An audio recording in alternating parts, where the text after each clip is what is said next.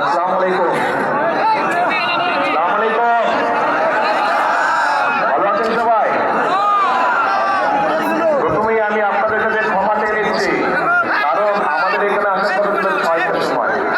আমরা এসেছি এখন কটা বাজে? 12টা বাজে। 12টা বাজে, 12টা সাড়ে 12টা বাজে,